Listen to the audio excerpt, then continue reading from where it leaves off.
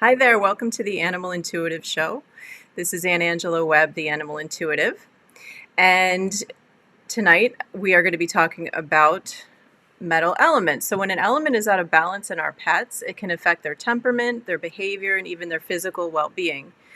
So tonight I'm going to talk to you about how metal element can affect your pet and maybe even you. Come on, all you doggies, won't you walk with me? I'm the puppet dog. So I'm Ann Angela Webb, the Animal Intuitive, as I said, and I'm a nationally certified animal acupressure and massage practitioner and professional animal communicator and teacher. And as I mentioned, tonight I'm going to be talking about metal element. Metal element is associated with the fall season, which of course in the US we are in the fall season. So I'm also going to be showing you a little bit later in the video some acupressure points that you can use to help your pets at home. And if you are in the chat, I just want to welcome you. Hi, Melmac. Thank you so much for your comment. I appreciate that, and I always want to help people learn and, grow more. So thank you for being here. Oh, you're from North Carolina.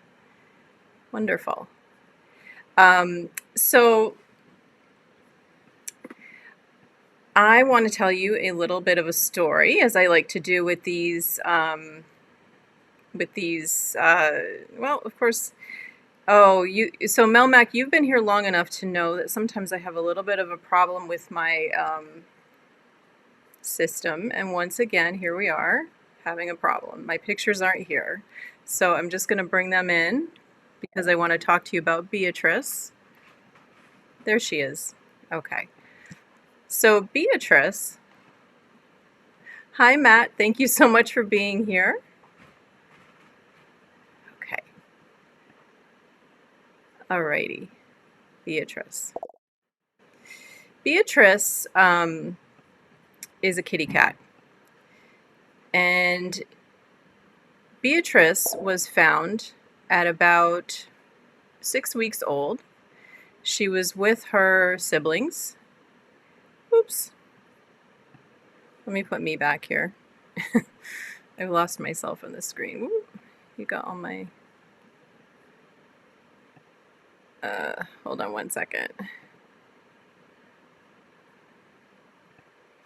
Showing my computer instead of the video, so let me just make sure I get it back here. There we go. Okay, so yes. I like this picture. I chose Beatrice to be this cat. Beatrice is not actually a client of mine.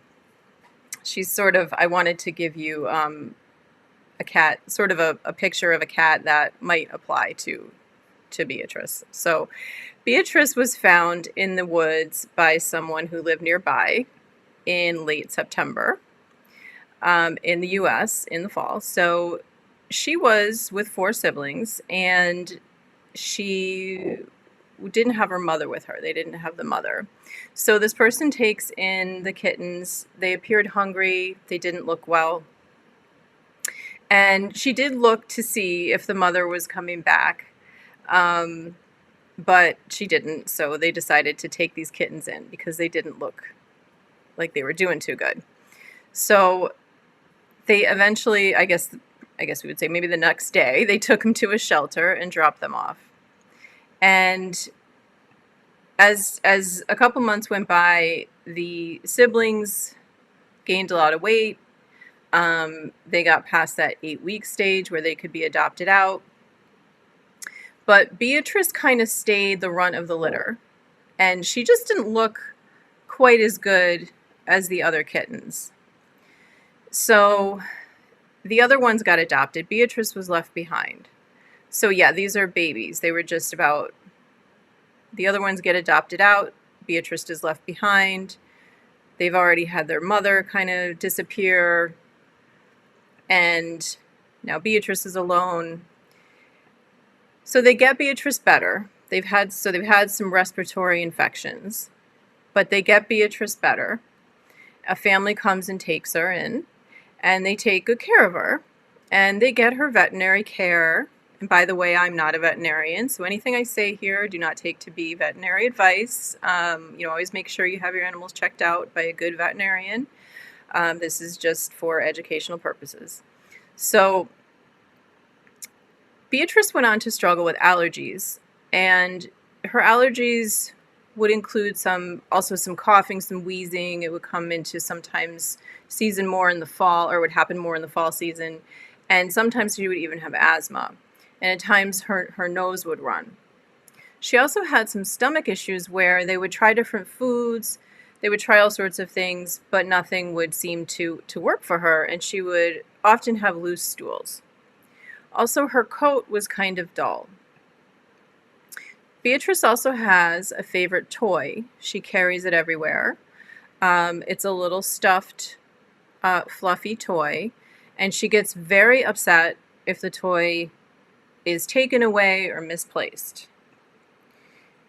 And she cries incessantly if she can't find it.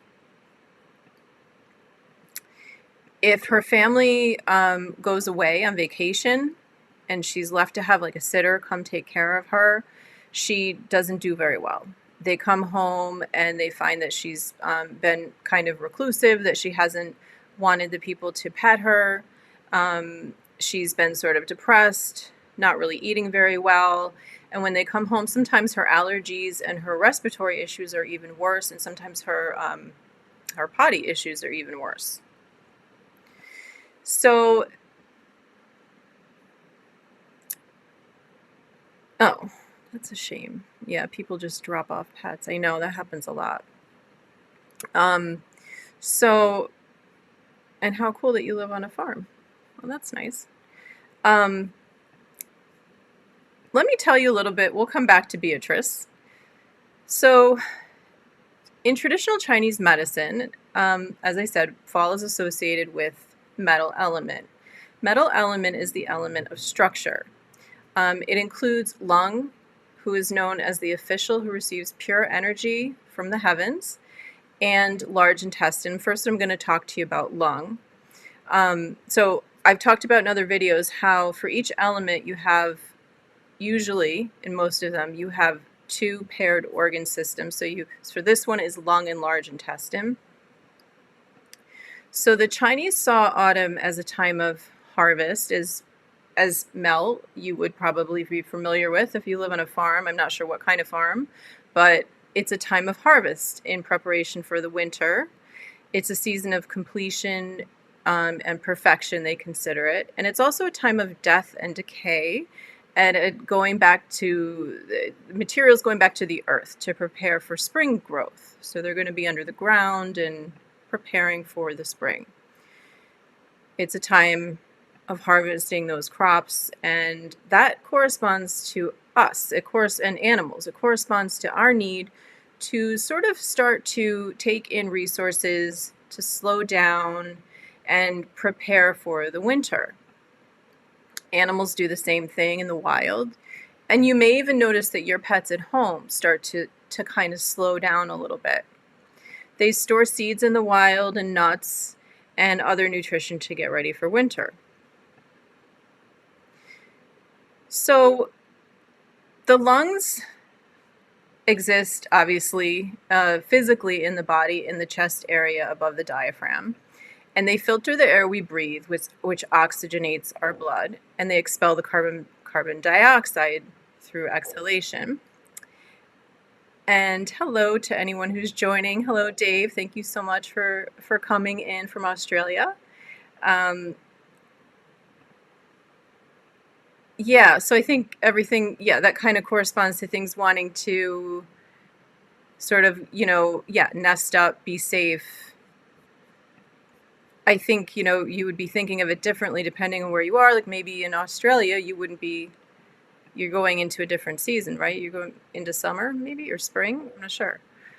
So tell us. It'd be interesting to know what you're going into warmer weather, I think. So the lungs draw in qi from the air and circulate the qi and send it downward where the kidneys grasp it. The lung also helps to circulate defensive or protective qi, or wei qi it's called. In traditional Chinese medicine, the skin can be viewed as a third lung in the sense that the skin breathes and helps with the exchange of gases. So in traditional Chinese medicine, the lung official controls this exchange. Okay, so in Australia it is spring. Okay.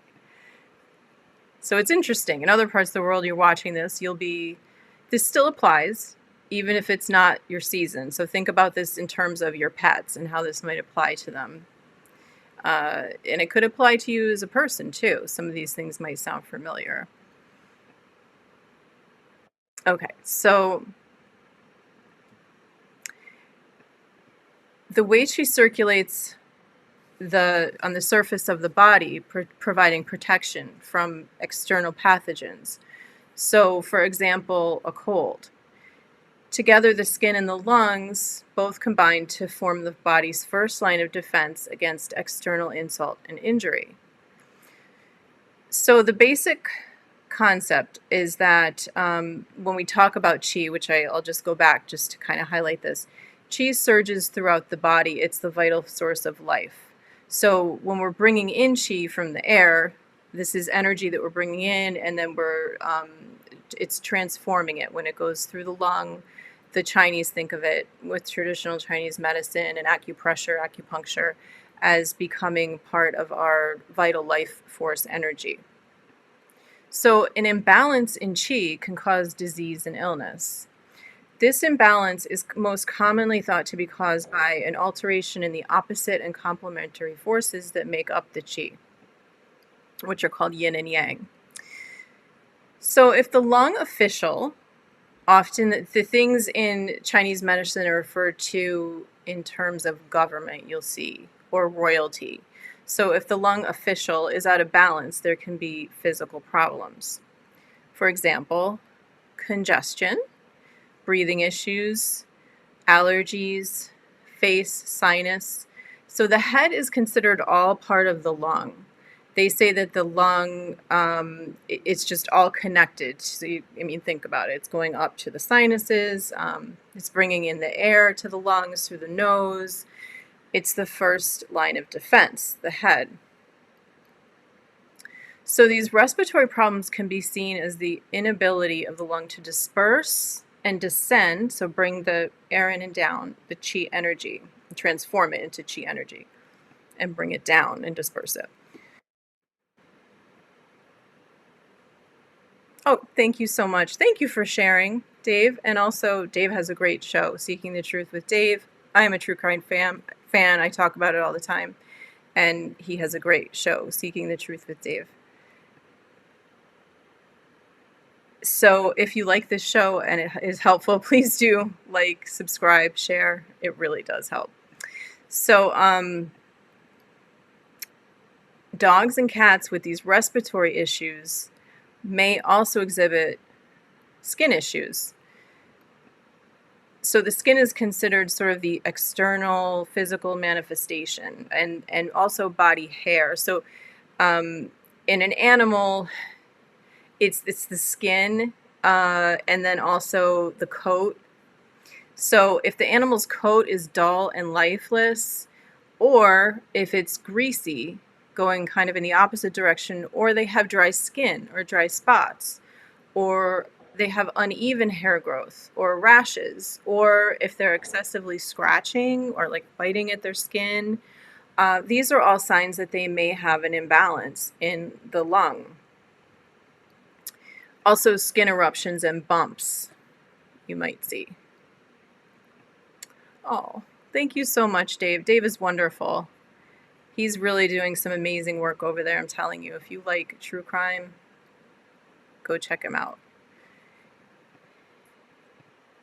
Him, and he has a partner named Red X Files. Check her out.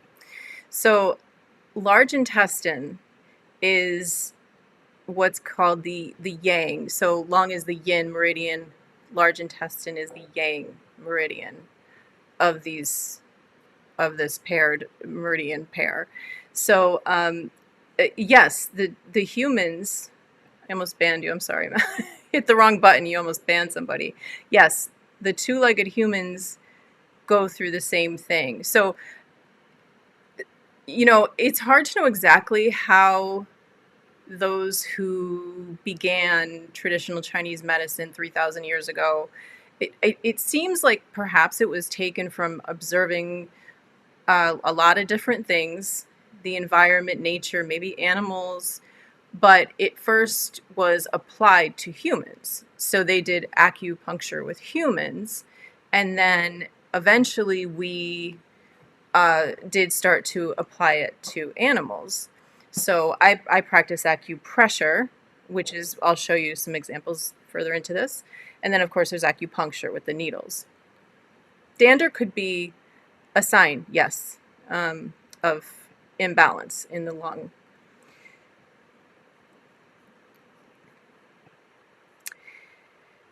So the large intestine's physiology, so the way we might think about it in Western medicine is just that, it receives food and water from the small intestine, and it temporarily stores and excretes waste. That's just its function. It's also responsible for the absorption of water. In traditional Chinese medicine, the large intestine is called the official, once again, this is the government terminology, of drainage and dregs, or the drainage ditch. So you can see probably the connection between the two. It's responsible for taking impurities out of the body. So in traditional Chinese medicine, I keep saying that, I'm sorry, I'll stop repeating myself. The large intestine is also thought of as returning the usable water it removes to the lungs.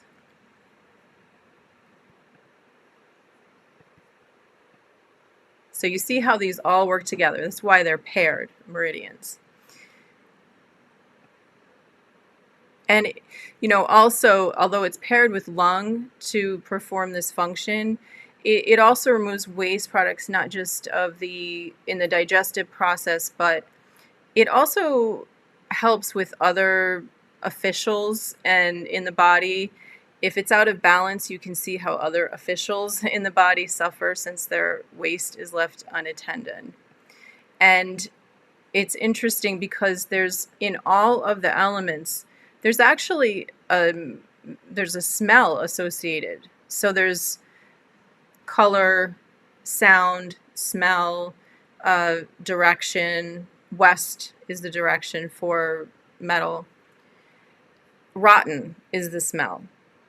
So if you notice that your pet has a rotten smell, that could be a sign of a metal imbalance. But I'll get more into the signs too.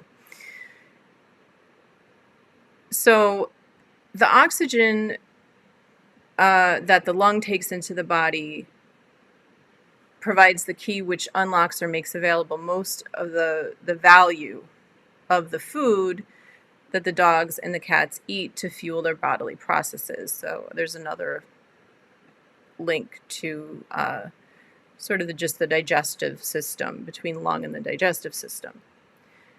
So physical signs of imbalance in the large intestine. Back to Beatrice, the kitty cat. Diarrhea, constipation. So we had that with Beatrice. We talked about also her respiratory issues, that she had the respiratory infection as a kitten, that kind of started her off in life. She was born in the fall season. Just because a human or an animal is born in the fall season doesn't mean they're going to be metal element. However, it is kind of interesting. A lot of times I do find that animals and humans do connect. Their element does connect to, or their main element. A lot of times you have two, or you have one that's primary and then maybe another one. A lot of times their primary element, I find, does have something to do with the season they were born in. Not always, though. It doesn't have to. So, some characteristics of imbalance with the metal element, and primarily this kind of more so applies to large intestine, but so doesn't like change to the point where they may have an anxiety issue or potty problems. Holds on to toys, for example, difficulty letting go, material objects as well as non-material objects. So when we think about Beatrice, she had issues when her family would go away. She didn't like that change. She began to have potty problems when her family would go away, and she sort of just had on and off potty problems anyway. And then holds on to things. So she held on to her toys. She had a difficulty letting go of that material object, and kind of difficulty letting go of her family when they would go away. Now, some of this is, if an animal's family goes away, a lot of times animals will have a problem with that. They may be upset. So it doesn't necessarily mean that your animal has an out of balance metal element. It's when you look at the whole picture. But also excess grief. Now, grief is the real emotion that's associated especially with lung, but with metal element. And it's interesting because if you may even see like the cheeks falling down with grief. Like, think about when someone's very sad or upset, their face falls down. Remember, I talked about how lung is associated with the face, with the sinus, with cheeks falling down corresponds to that.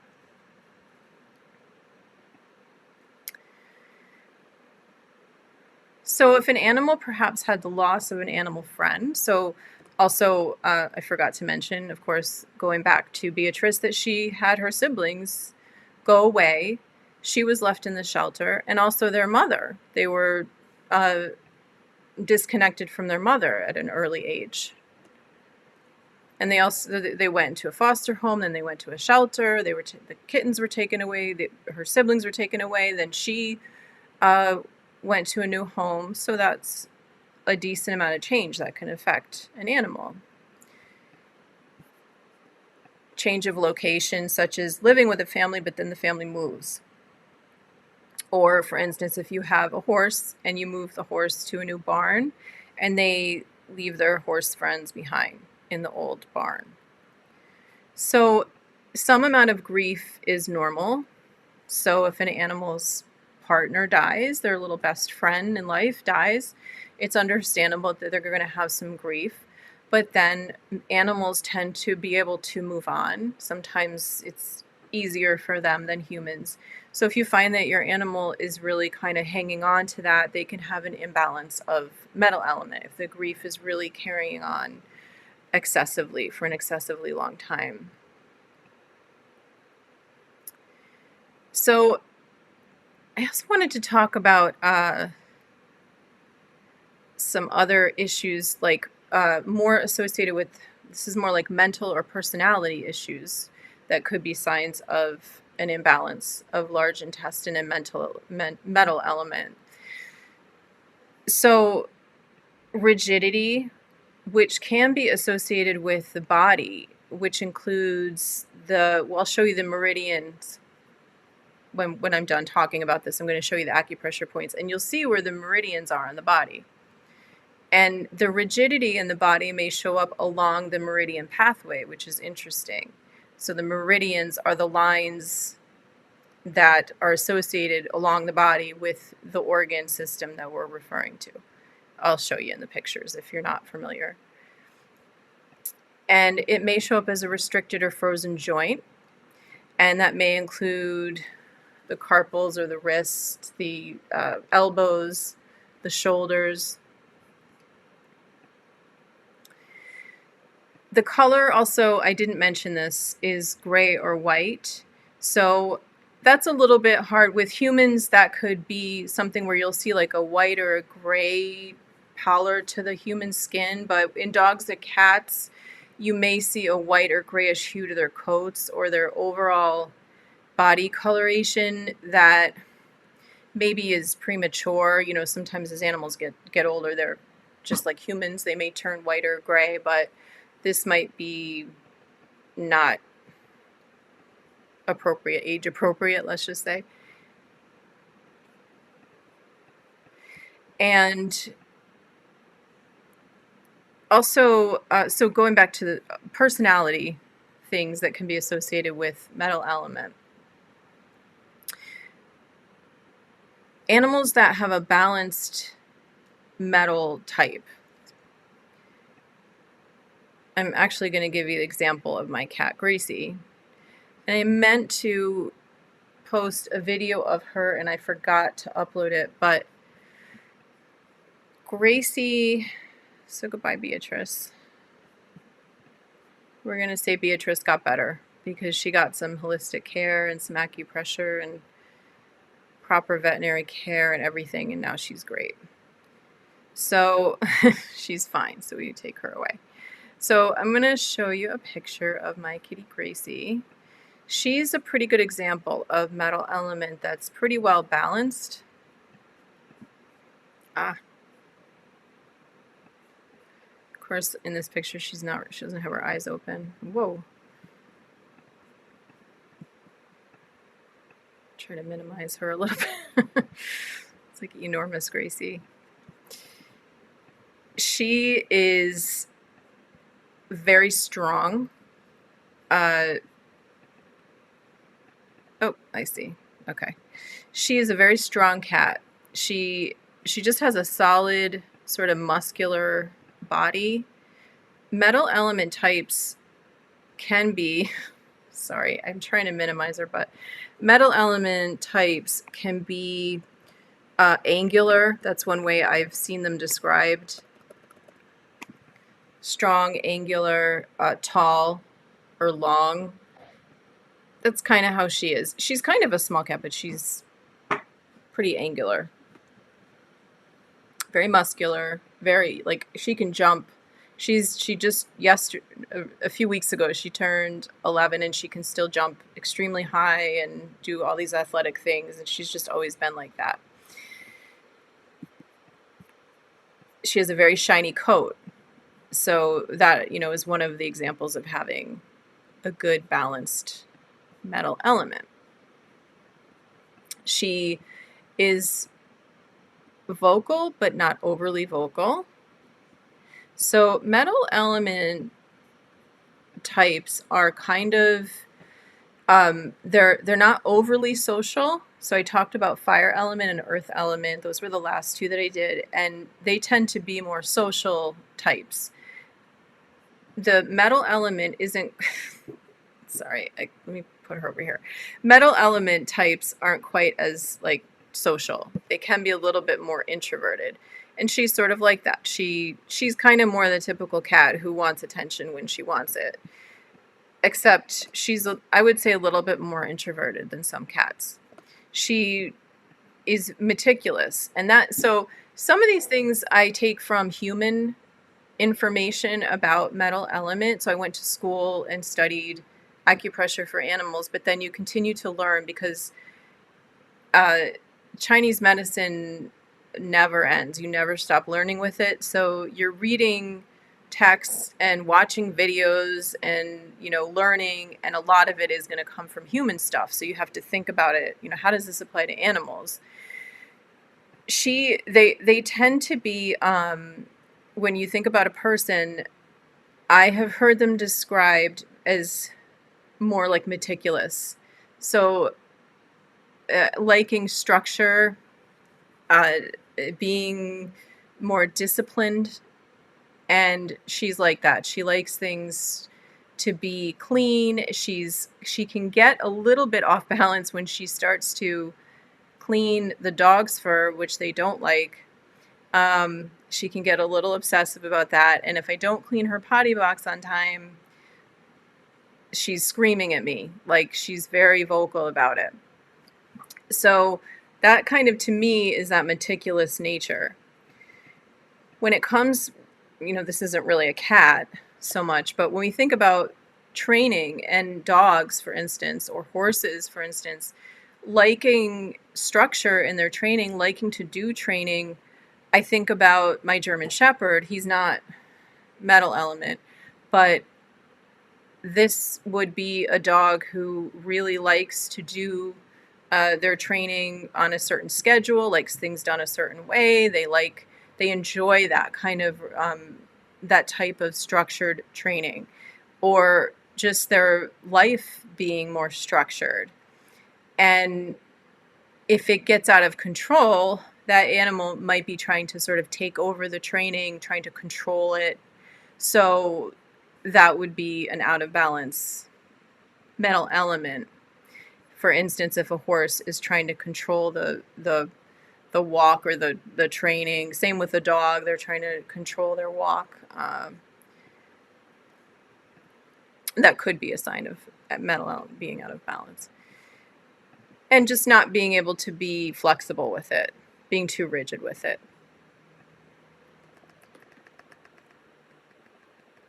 They tend not to get sidetracked, so they can be very good for training. So these might be good, police dogs, dogs that are good for working. Dogs maybe that are good for finding people, rescue dogs, that kind of a thing. They, in balance, are calm. Out of balance, they would be anxious or tense. Aerobic exercise can be good for this type of individual or pet. So, getting the lungs going and working. I was actually listening to a practitioner who does videos, very good human practitioner I listened to, and I'll have to list it below. It's the Acupressure, no, it's the Chinese medicine podcast, but she does videos. It's not just on podcast. And she was talking about thinking in terms of how important not just herbs and acupuncture would be because of the lung aspect of this, thinking about breathing exercises and, even like Tai Chi kind of stuff, strengthening the lung, things like that. So an animal that maybe has that out of balance lung element, as long as your vet is okay with it, maybe increasing their aerobic activity could be helpful to them. The optimal flow of qi, so that energy, is for lung 3 to 5 a.m. and for large intestine it's 5 to 7 a.m. So all of these organ systems of the body have optimal flow of qi times. There's a clock that, it's the regular 12 to 12 clock, 24-hour clock. And those are everything has a 2-hour window. So for lung, it's 3 to 5 a.m. Large intestines, it's 5 to 7 a.m. Now, most people aren't up at this time to do acupressure on their pets. There is the theory that if you do the opposite, so you do like 3 to 5 p.m., but then you're getting into like bladder. So I don't know. There's just a theory that, some feel that could be fine too. But if you're up at 3 to 5 a.m. and you want to do acupressure, you could do that. Maybe you have a schedule like that. Or 5 to 7 a.m. isn't bad, maybe if you're up for large intestine. And then I can see how that would still help with lung because it's connected to lung. So go for the 5 to 7 a.m. Also, food can come into this. I don't really focus too much. There's some good reading material out there. I keep forgetting to talk about that. There is, I think it's called the Yin Yang book for pets or something like that. I need to list that in my description. I'll try to remember to do that. But I've read that for, I try to think about this with my own pets, but I don't go so much into it. Hasn't been a big thing of study for me, so I can't talk extensively. But food, green veggies, being careful with snacks, white foods, I've read, such as mushrooms. Of course, you need to make sure you're feeding your pets the right mushroom for pets. You don't want to give them the wrong ones. Oh, cool.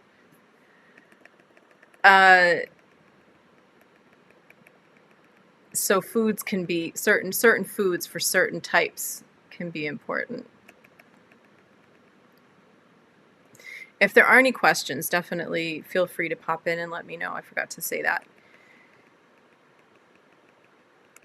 And another, just to mention, thing that can go on with the other end of sort of the personality traits would be sloppiness. So an animal that's just sort of really sloppy with their training and not paying attention, and it doesn't quite apply so well, that personality characteristic, to pets, but I think it's something you'd sort of sense better about your pet if you want to call them sloppy instead of meticulous. So as far as my descriptions and sort of explaining, that's pretty much it as far as the elements go, but I'm going to show you some acupressure points. And I also wanted to mention books and information videos, classes through Tallgrass Institute for animal acupressure. That's where I went to school. If you want to learn more, I have these little charts that I made. They have really great stuff. I made these myself. I have a discount link in my description below. You kind of have to scroll down, but if you're interested in any of their materials, look down there and you'll find that. I think it's a promo code that you can use. So I'm going to, show you these points. Okay, so I just need a little drink here.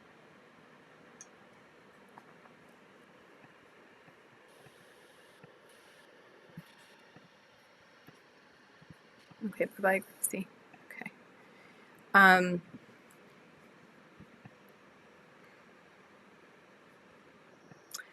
Oh, yes, my pictures that went away when I rebooted. Okay, got to bring those in because I want to show you these charts and show you the acupressure points. I apologize.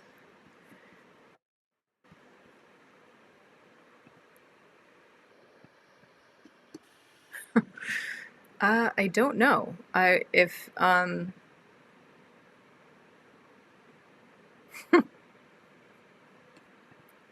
Why does my new dog bark at me while I shower? That's Carly Joe.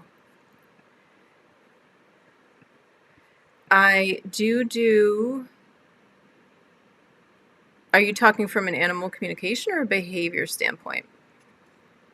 Because I do animal communication on the show. If people want to do that, I can probably do some of that at the end. I just need to get through this, and then I could check in. But they might. Oftentimes, that has to do with some kind of anxiety. If that's a new dog, that may be almost like a separation anxiety, like they're worried about you. That's what I have found anyway. Okay. Almost like, yeah, where are you? I'm worried, you know. Okay.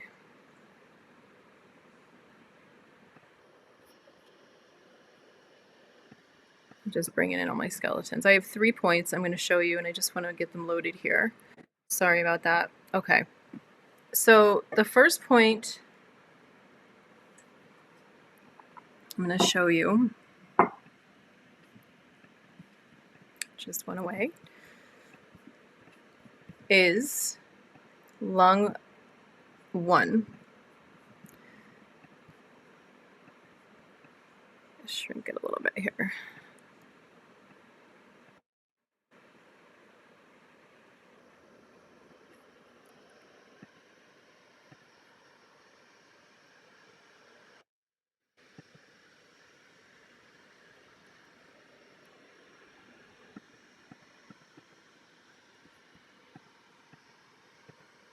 Oh, okay, there I am. Okay, so this is lung 1, also called Zongfu. This is the lung meridian, I'm sorry. So it starts up here. I'm not sure if you can see my little hand.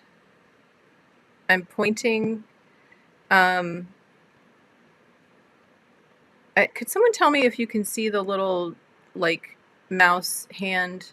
I'm pointing to that chest area and trying to show you how it goes down the meridian. But you can see it anyway. I just wanted to, like, point to it. But it starts up there, or I'm sorry. Yeah, okay. It starts here in this chest and area, and it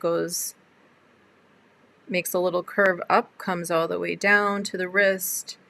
On the inside, you see it sort of flows inside the arm, and then it continues down. The reason that I put it like this, where it says both medial, which is the inside,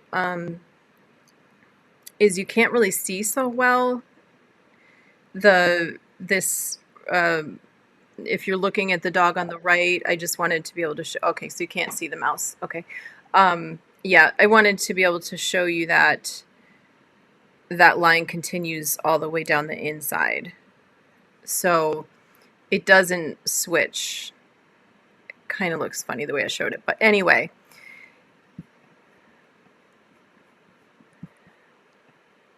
Okay. So this point is called, if you were to translate it into English, it would be called Central Treasury.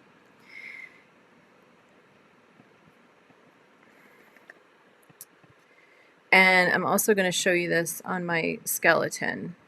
This point isn't too difficult to find. It's located on the first intercostal space, so that means between, right underneath the first rib, so between the first and second rib. That's the intercostal space. Thank you, Melmac.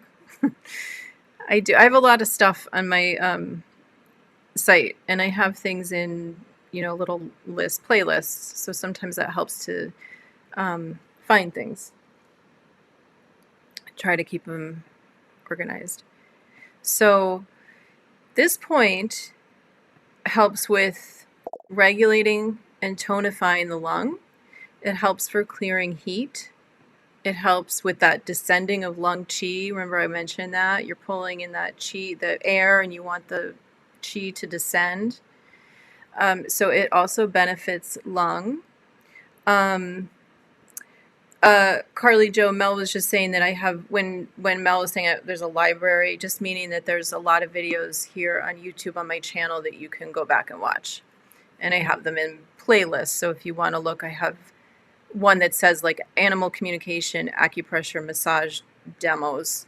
I'll put that at the end. You'll see cards that come up at the end, and I'll put that playlist there. And I'll also put it in the description below. That has like all the things I've demonstrated. So asthma, it can help with immune system regulation.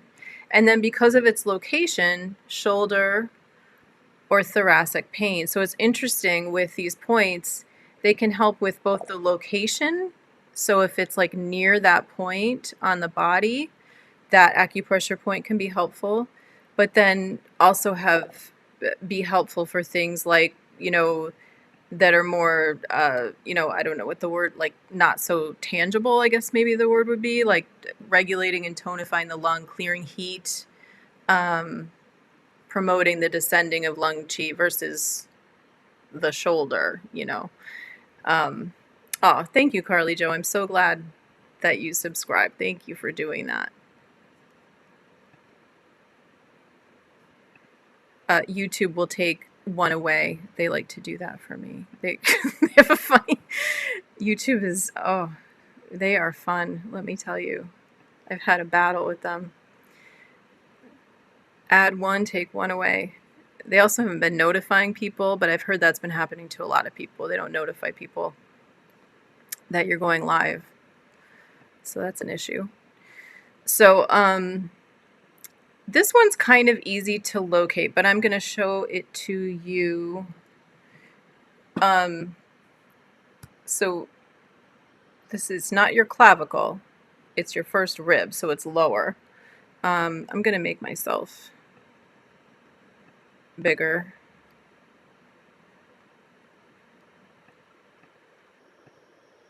I think I am.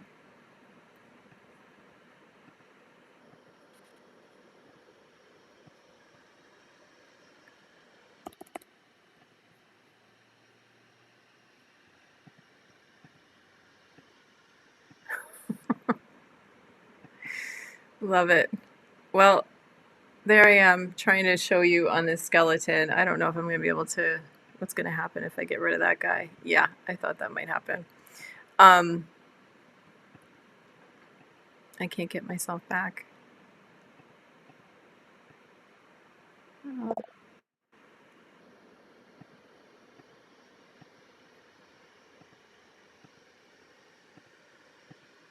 Good times. Current application.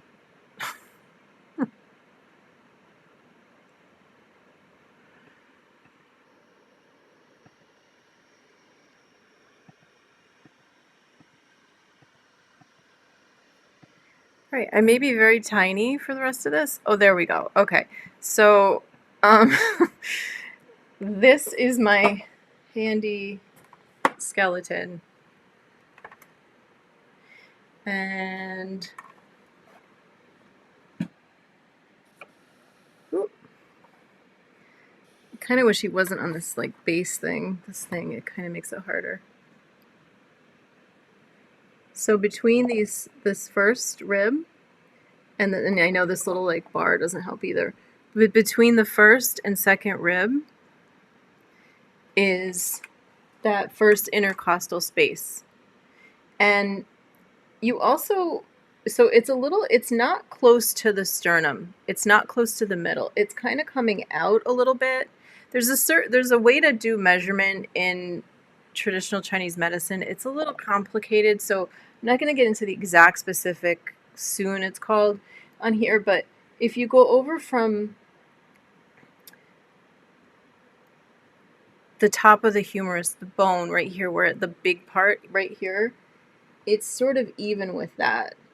And depending on how your animal is, like the position that they're in, you know, I'm a human, so it's a little harder to think about it that way, but try to go as going across from there. I hope that makes sense. If any of this doesn't make sense, please feel free to just post that in the chat if you have a question. And so once you get there, you're going to be doing pressure not too hard. And you can do that with, so your animal's probably going to be lying down when you do this. Normally they're like lying on the couch or on their little bed or whatever. So no, it does not have to be on the left side. In fact, you usually should, I always forget to say this. Thank you for asking that question. You actually should do this on both sides. I feel like my screen is not showing your comment. It's showing like a weird background, but the question was, does it have to be on the left side? Both sides. So first you do one side and then you do the other side. Thank you for asking that. So let's just say that your pet is like lying on the couch, and I'm going to put this up because the head's going to like fall off if I or something a turn. But if your pet's lying on its side, then you find that spot, and then you're probably going to be using your pointer finger for this spot. So sometimes we use a thumb, sometimes we use our pointer finger, and sometimes we make like a little tent like that, if that makes sense to you, seeing that there. And we do a pressure that's pretty light. You do not have to press hard at all. And first, I forgot to say this too, you do want to let your pet know that you're coming in to do this with intention. So when you approach them, you can do a little bit of animal communication. So just take in a deep breath, connect with yourself. So if you're kind of like in your head and thinking about something else, or you're watching TV or listening to whatever, a show or whatever,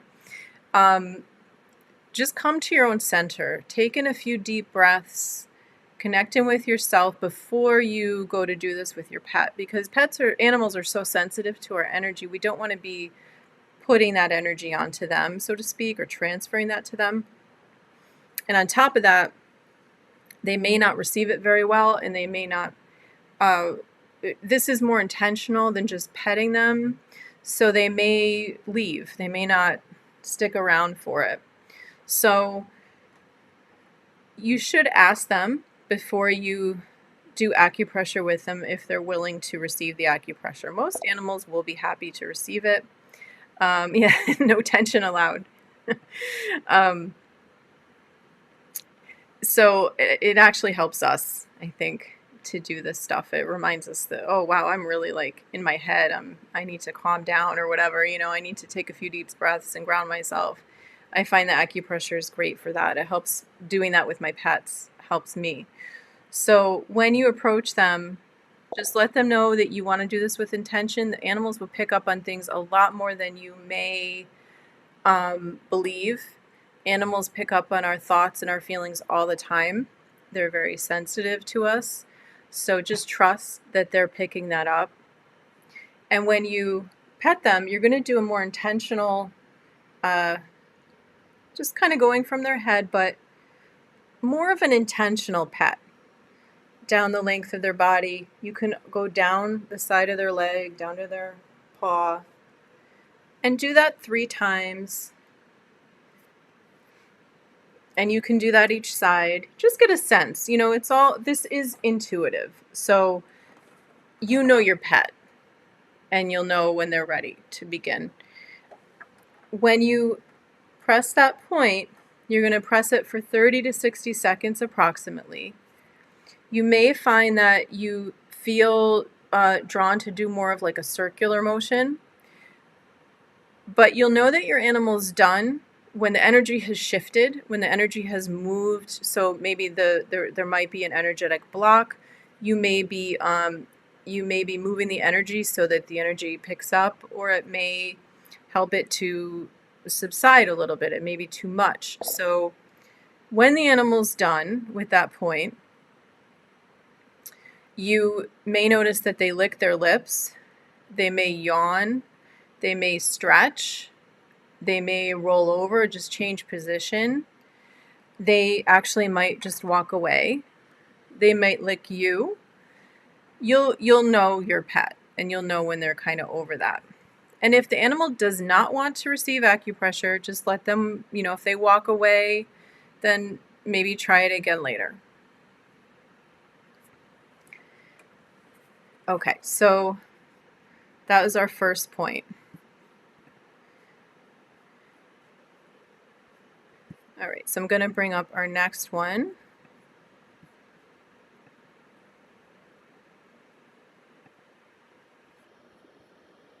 Oh, looks like I'm still there.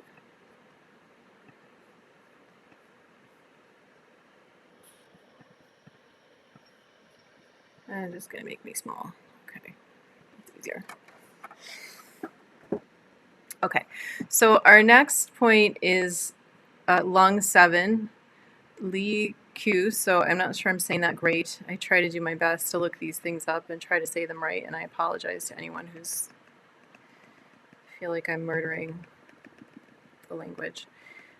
Lung 7 is also called broken sequence in English. That's the English translation.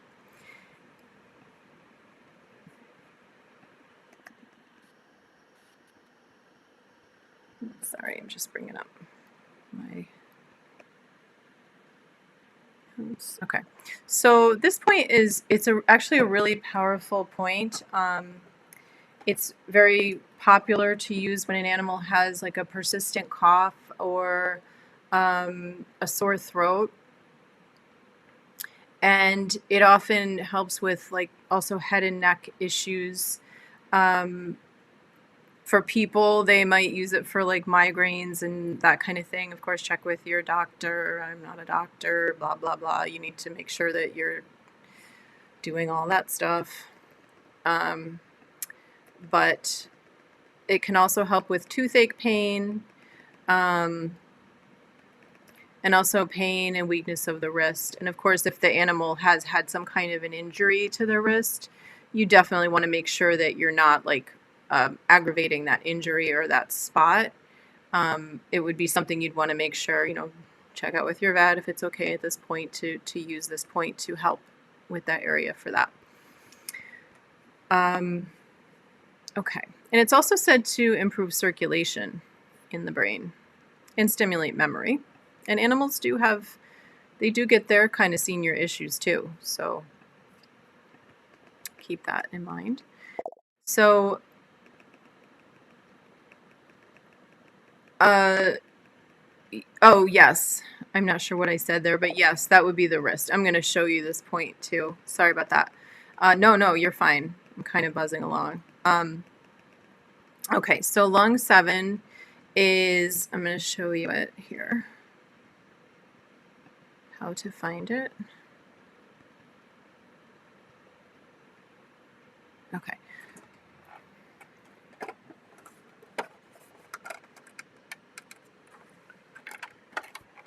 Okay.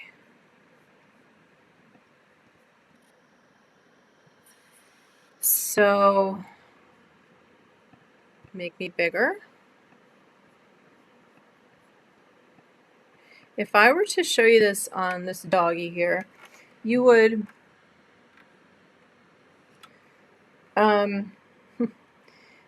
it's above this kind of bend in the wrist. So let me show you on me, because I think that would help. One way of actually seeing this demonstrated for humans is to take your pointer finger and your thumb and do this, and where, move my sleeve up a little bit, where your sort of pointer finger lands and go over from there.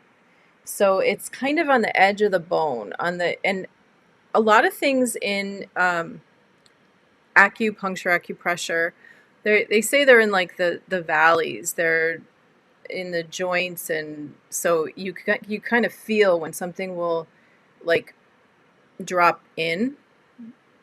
So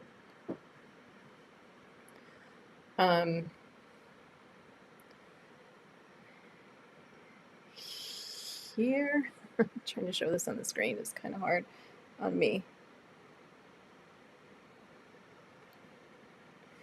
And on this guy, let me show you on the dog again.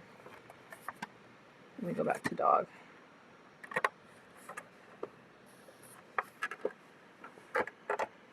So it's the inside, and it would be above the bend. So going up, and it's right here.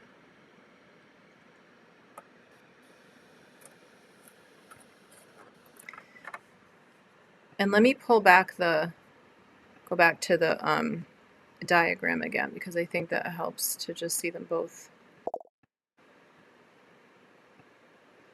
Yeah, in the soft tissue. Uh-huh. Yep.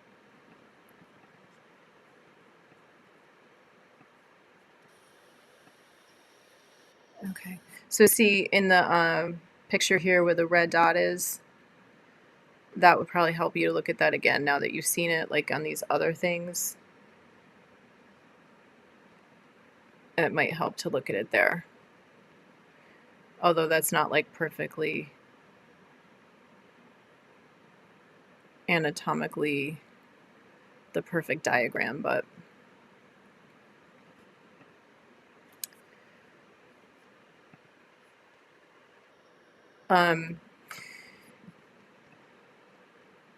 okay, so the next point I'm going to show you,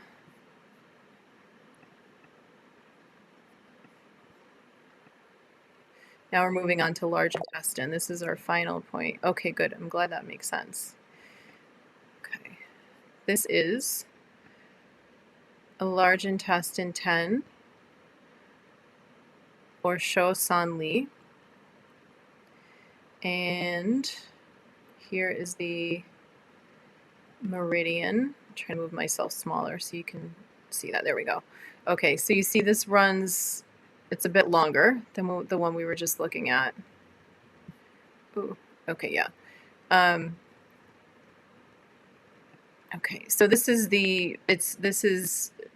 medial here. It's at the inner part, but then it kind of goes, it follows along, and it turns this way. Oop. Oh, I keep thinking you can see my little mouse, but you can't. So just follow that red line up, and it's going along the front of the shoulder, and then it runs up the neck and comes across that line there on the jaw, and then up to the nose, see, under the nose, and ends. So yes, it's a long one. So this is the point we're looking at, though, is large. So it's not all the way up there. Is large. So there's points, by the way, everyone. You may know this already, but there's points all along these meridians. I'm just showing you a few points that I think are kind of ones that stand out to me for what we're talking about. They're all valuable, but I'm just giving you guys like a few. And some of the ones I choose are a little bit easier to translate on video. Some points are a little bit like harder to find, so I choose ones that are a little bit easier to find this way. I do my best to do that. Some are still kind of hard to see, but yeah. Okay, so all right, large intestine 10. Okay.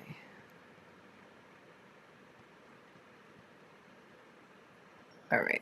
So this point regulates the stomach and intestines and reduces digestive stagnation. Okay.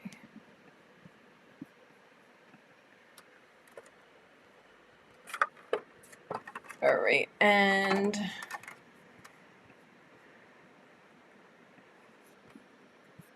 I'm going to show you my guy here.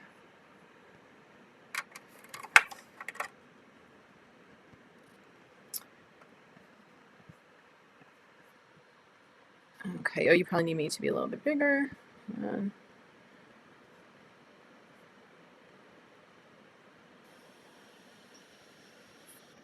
Trying to get something off my screen so I can see better. I'm sorry. I'm moving along here. Okay. Oh, it also, I didn't mention it, it also helps when the chi is kind of low or deficient. And also helps with gingivitis and generalized weakness. Oh, thank you. I'm trying. It's sometimes it's hard to translate these on screen, but thank you. And I'm happy to clarify if you ever do have a question. So, okay. All right.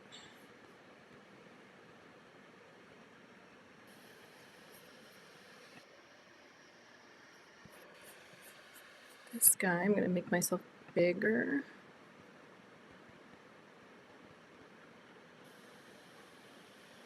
Okay. Oops. I'm supposed to just pop up bigger, but it's not working for me. So this is kind of more lateral or on the outside, this particular point. So you've got this bone right here, and then it's coming down, and you've got the joint.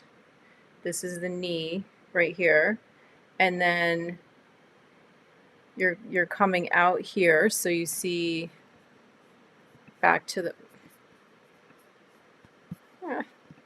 back to that idea on the meridian that it's kind of making that curve where it comes down. So it starts to make that bend at the knee. It comes down. So below the knee, you're still, though, more towards the outside.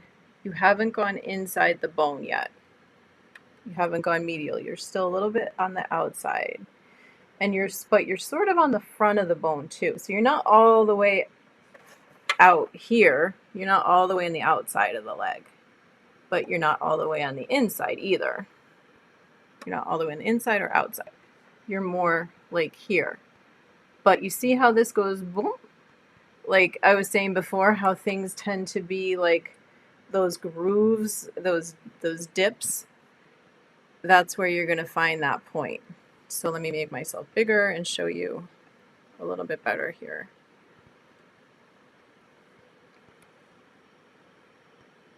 So boom. And here, let me do it over here too. So you're coming down and boom. Okay. And then same thing, you would do just that pressure, light pressure for 30 to 60 seconds approximately, again, using your own judgment with your pet. And, it is a light pressure. You don't want to, especially, in that area, think about your own body. You don't want someone like pushing hard or like it can be a little bit, I don't know, a little bit more sensitive. So it's just a light pressure.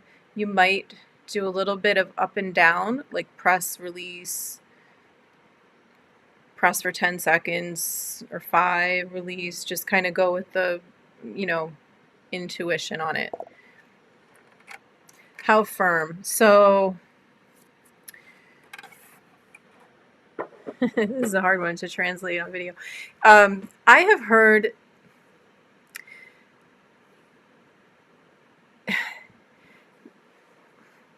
let me see, how can I describe this? If you were to push,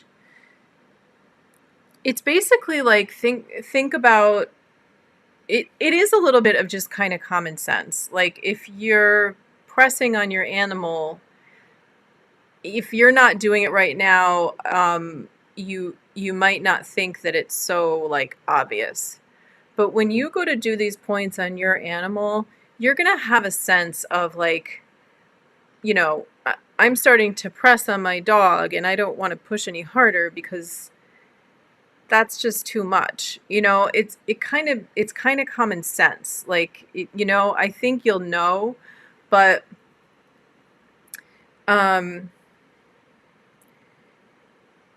you could try it on yourself first and see how, like that's a good way to kind of judge it too. Try the point on yourself so that you have a sense of how much pressure you would tolerate and think, an animal might even be a little bit more sensitive to it. But so what I would say is less is more though. Keep that in mind with acupressure. It's always less is more. It's always better to try a little bit less and then add, even if it's less time and then add. And you can do this like every couple days. You don't have to do it every single day. You can leave a day or two between and just, see how it goes. This is where I feel like the animal communication comes into play a lot with acupressure, massage, anything to do with body work. It all depends on what your pet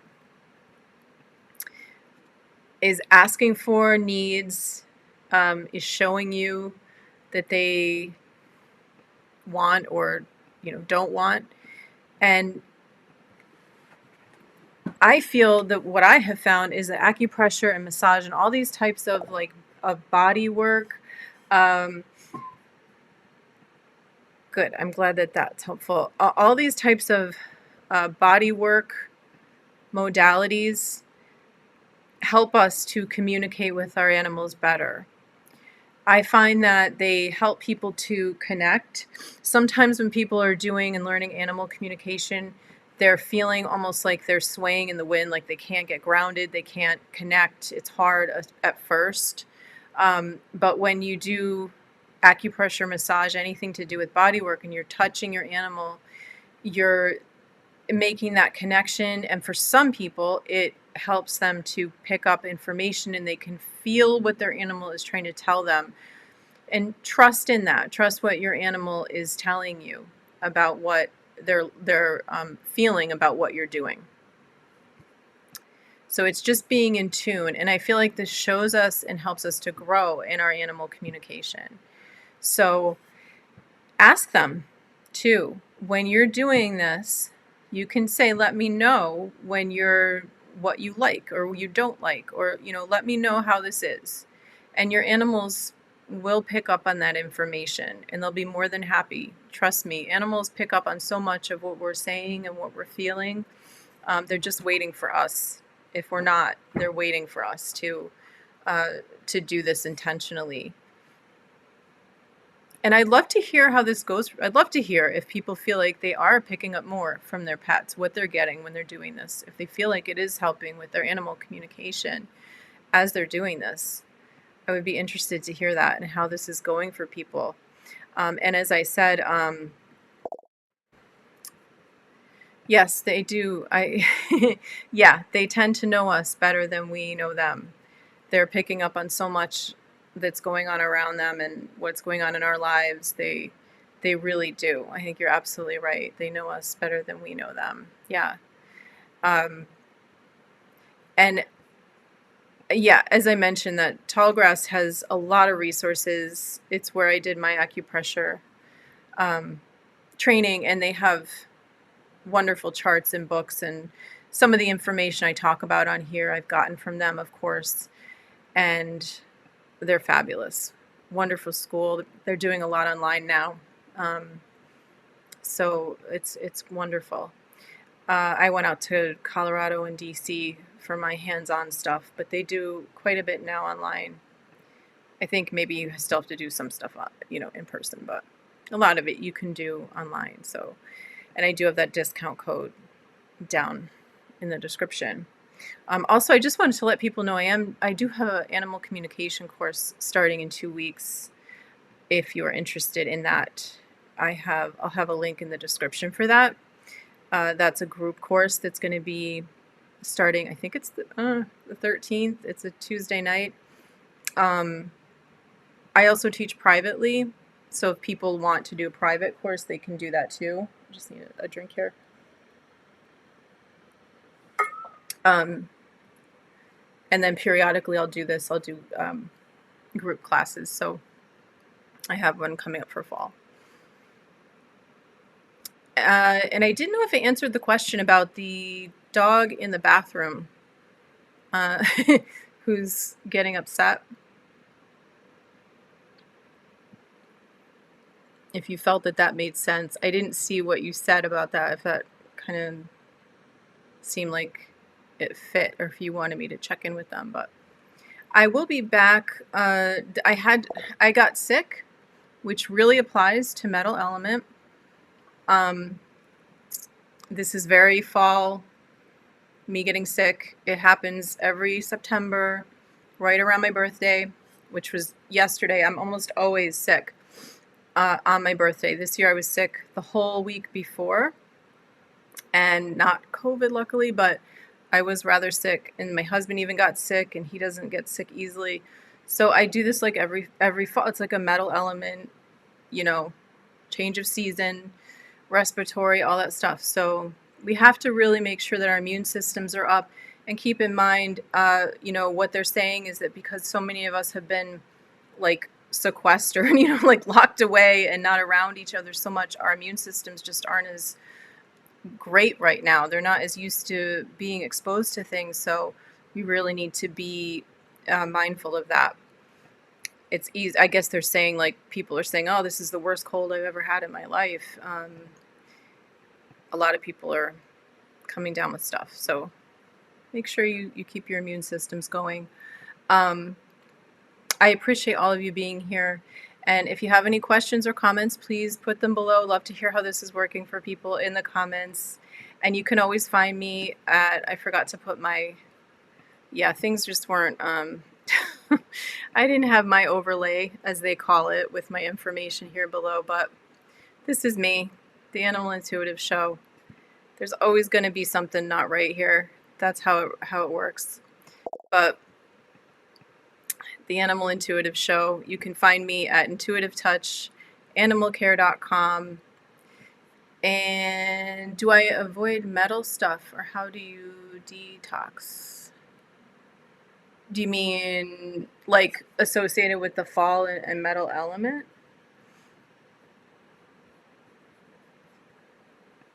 I haven't ever thought of that.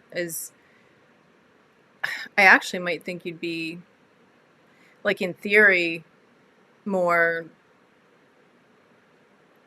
I don't know, strengthened by it, but I don't know I don't know if I could say that for sure. That's an interesting question. I'm not sure. In the fall detox, I'm not sure. I don't so much, I use a lot of things like essential oils and stuff like that. Yeah, I'm not sure what that means. Food. like avoiding metal in food. I'm not sure what that means. I'm sorry. But I'm not sure what that meant, Mel. With the do I avoid metal stuff or how do you detox food? I'm not following. I'm sorry.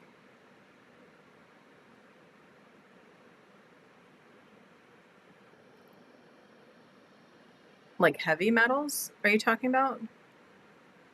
That get into our systems? Is that what you mean? I'm not sure. I'm sorry. I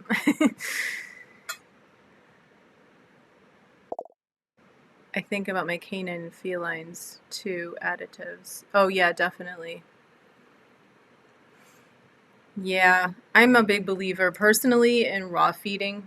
It's not for everybody, and I know it's not for everybody, but there's a lot of information out there that, you know, it's purer, more biologically appropriate. Yeah, food additives in general. Yeah, definitely want to avoid. Yeah, definitely. And for us too. Absolutely. Yeah. Yeah. So, right. So this season, I think I get what you're saying. So yeah, in the fall season, it is a good time to you know, make sure we're really being careful about what we put in our bodies and, um, especially because it is like, if you think about this and what we're talking about here with traditional Chinese medicine, it's a time to gather, take in, and prepare for the winter. So what you're taking in, you want it to be good to set yourself up for the winter well, to lay that good foundation. Yeah, simple the better. Yeah, it's probably a good way to put it. Yep. So I feel like I did miss some comments about animal stuff. I saw that there's two spayed feline girls are older on the farm here. They all of a sudden become super attention needy, losing part of the land to to development. What can I do to help them through this? Thanks. Two spayed feline older on the farm here. They're super attention needy.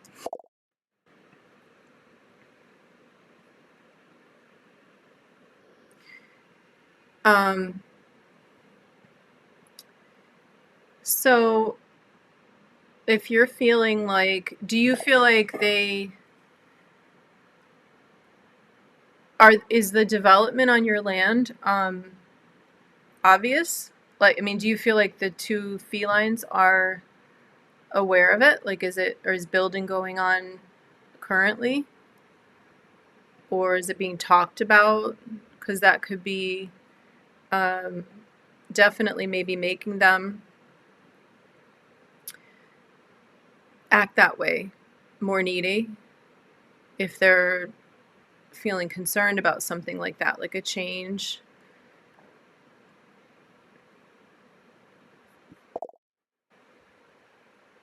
And it's both of them.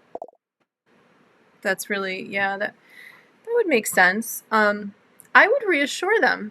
I mean, I would definitely use the animal communication and sit with them and talk to them about what's coming and let them know, because when we, just like humans, we often feel better when we understand what's happening.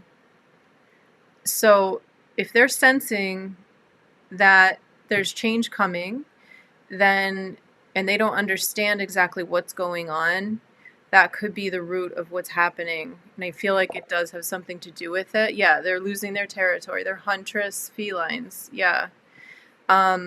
Makes complete sense. So you can talk to them about it and let them know that's going on if you feel confident to do that. You know, and I feel like I want to say, like, you know, everybody can do that. Everybody can communicate with their pets. They just just sit with them.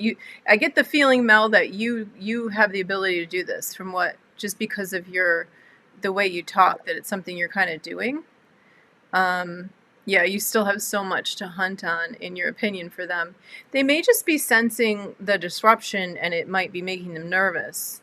That's kind of what I'm getting, because they don't understand completely that, like, what's happening. So if you just show them, what I would do with animal communication is show them the property, visualize it, and show them, it's almost like a video you're playing. Show them the property and then show them part of the property getting cut off for development. Show them that they're going to build this stuff, but make it clear that there's a limit, there's a boundary, and that that's going to stay over there, and that they have all this land over here. And so you're reassuring them that this isn't like everything's going to change, and they understand what's happening, if that makes sense.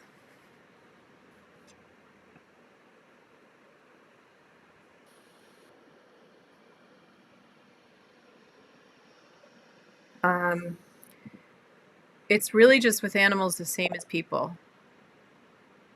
They like to know what's happening. It really often can just switch things quickly. Once they understand what's going on, then behaviors can change, sometimes very dramatically, very fast. But certainly, they'll always be safe at house. Okay, so they're inside, indoor, outdoor. Yeah, and show them that they have your house too. Show them the safety of your house, and that you still have your house even while that's over there. That stuff, whatever that is, that's being built over there. That's over there, but they still have the cover. It's also nice to do this when you're doing acupressure. It can be a good time at that moment to do the animal communication, or like right after, if you're feeling like you're concentrating on the point or whatever, right after that, because they're going to be in a more balanced state at that point.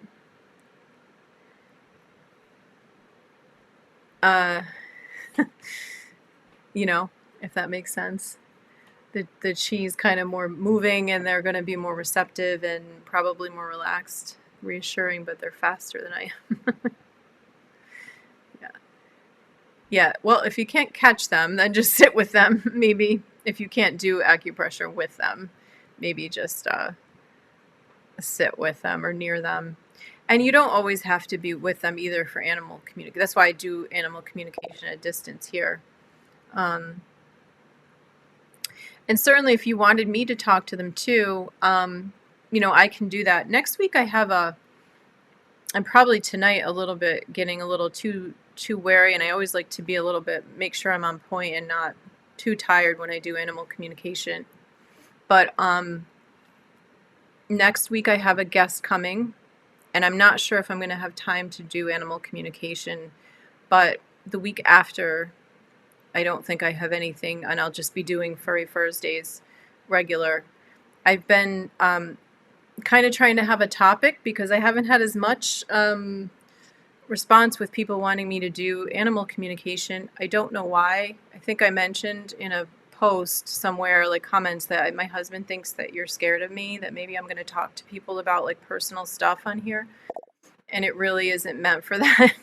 I'm not going to like drag up your personal information psychically on, the show. I'm really just, this is what you want to make of it. If you want to take, this is just an opportunity. A lot of people would come to me and, they have a question or two questions, or they just want to kind of,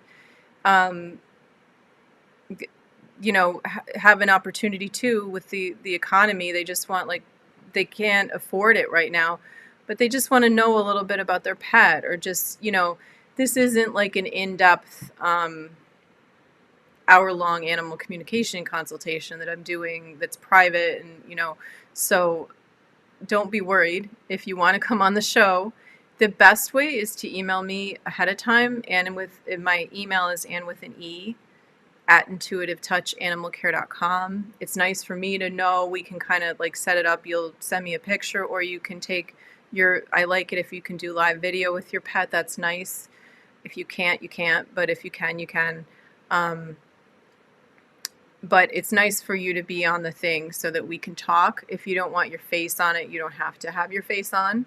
You could just put your phone on your pet, the camera, and video them. And if the animal's not available, you can send me a picture ahead of time and then just put the phone down, like so it's a black screen. So it's nice to let me know ahead of time, but if you don't, or it's a last minute thing, whatever, you can always come on the chat and just let me know when I'm doing a regular Furry Thursdays that you want to do it. And, oftentimes I do have the availability. It's just sometimes I'm doing a topic like this and I don't, I run out of energy or whatever. Animal communication, it's important that you're rested, that you have the right energy flow, that you're not too tired when you communicate with animals, especially when you're on a live thing. You don't want to be dragging too much. So, oh, they're super needy for physical attention right now. Okay. Yeah, that could definitely be just the anxiety about this new situation. So I would reassure them. So I appreciate you guys being here so much and for your chats and your questions and sharing with me what's going on with your lives. And I hope to see everyone here next week. Hopefully my guest will be here. I won't say who it is because you just never know if something's going to get canceled or whatever, but I'll be posting that. And then, this is normally on Thursday nights. This is on Friday tonight because I was all messed up and my husband wanted me to take off yesterday so that we could do birthday stuff. So, oh yeah, they feel faster, yeah, intuitively. Oh yeah, definitely. Animals are already like, yeah. Cool. Well, thank you for sharing that, Mel, because I think that's probably the experience a lot of people have with their pets. So thank you so much, everybody. And I guess that's it. And have a good weekend. All right. Take care. Bye-bye.